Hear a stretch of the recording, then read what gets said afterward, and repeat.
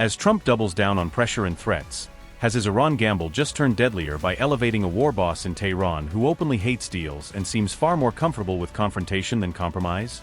Trump set out to inject fear into Tehran's leadership, but has he instead created his own worst-case scenario? A harder, more unified regime that feels it has nothing to gain from backing down?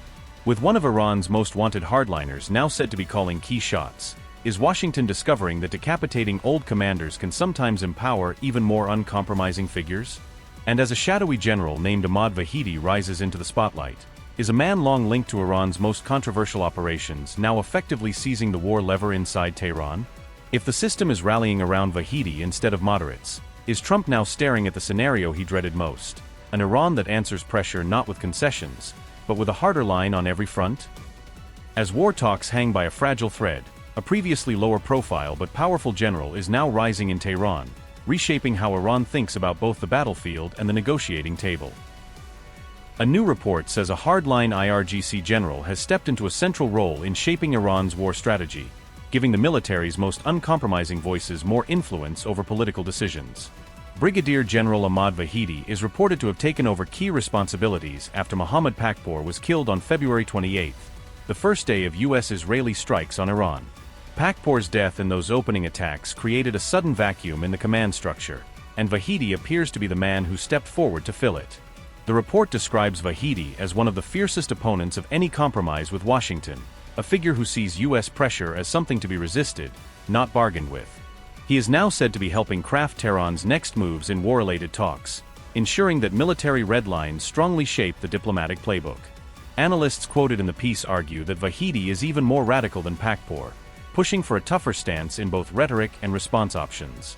They say he now holds a very loud voice inside Iran's war room, heavily influencing how far Tehran is willing to go if talks fail or strikes resume.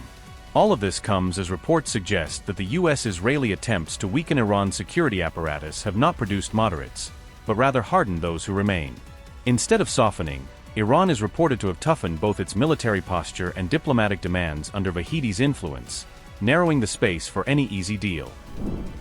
Born in Shiraz in 1958, Ahmad Vahidi came of age just as Iran's revolution reshaped the state and its security institutions.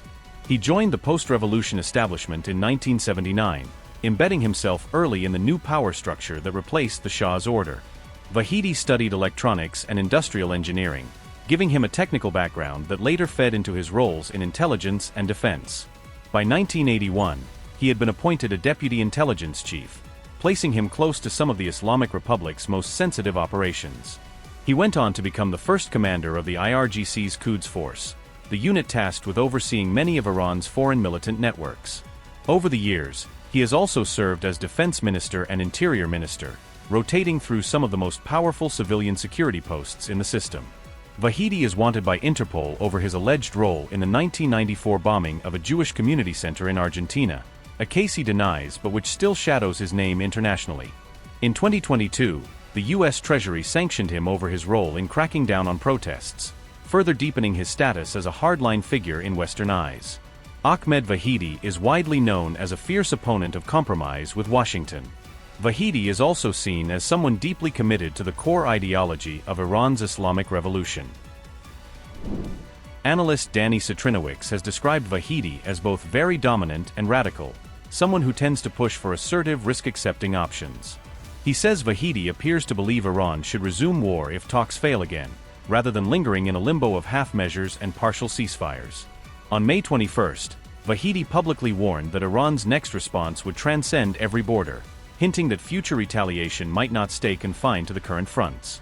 He added that any fresh aggression would be met with devastating blows, language clearly meant to deter Washington and its allies from rolling the dice again.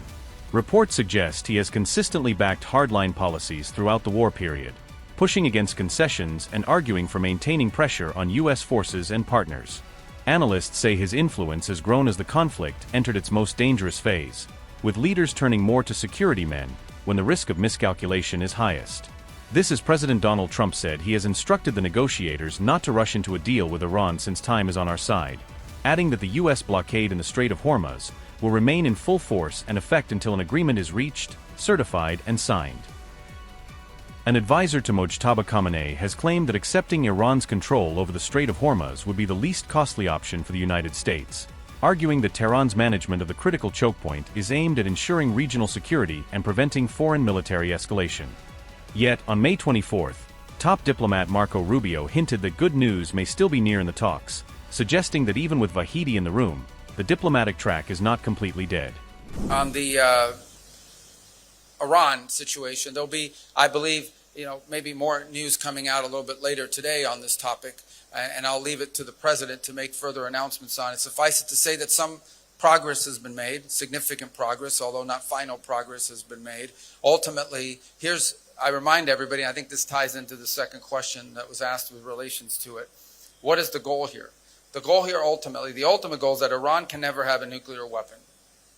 Iran can never possess a nuclear weapon. The president has been clear about that. They will never possess a nuclear weapon, certainly not as long as Donald Trump is president of the United States.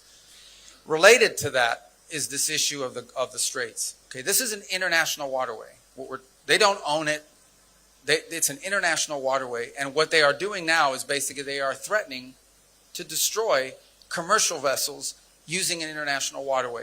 That is illegal under any concept of international law that governs us, but it's also if we allowed that to become normal, we would be normalizing an unacceptable status quo and setting a dangerous precedent that could be replicated here in this region and in multiple places around the world.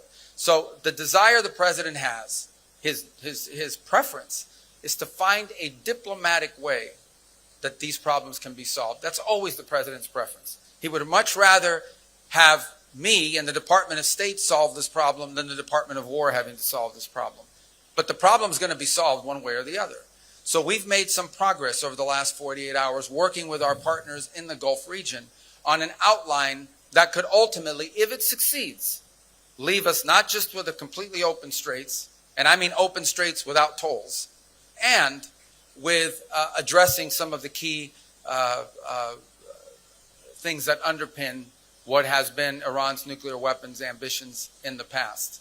So we think we've made some progress on the outline of something that, if it works, could give us that outcome. Obviously, that will require full Iranian acceptance and then compliance, and it will require some future work on negotiating the details. When you're talking about a nuclear program, as an example, these are highly technical matters and ones that would probably need to be addressed over some period of time.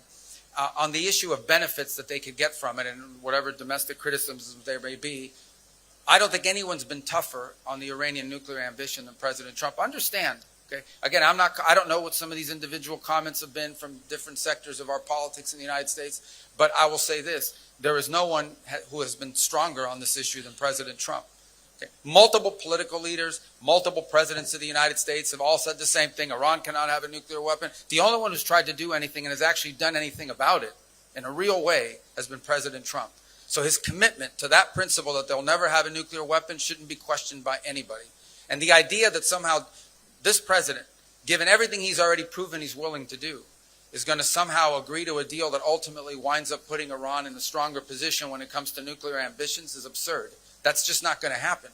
But our preference is to address this through a diplomatic means. And that's what we're endeavoring to do here. I think we've made some progress. I'm always cautious when I say that because you can agree to things on paper, they actually have to be implemented. You can agree to things in writing and then you actually have to go out and do it. And but I do think perhaps there is the possibility that over the next few hours, the world will get some good news, at least with regards to the straits and with regards to a process that can ultimately leave us where the president wants us to be. And that is a world that no longer has to be in fear or worry about an Iranian nuclear weapon. And so I do think there's some good news on that front, but not final news on that front. But perhaps a little bit later today we'll have more to say. But you know, some progress has been made. I don't want to downplay that. But I also want to caveat it by saying we still have some work to do. We'll see.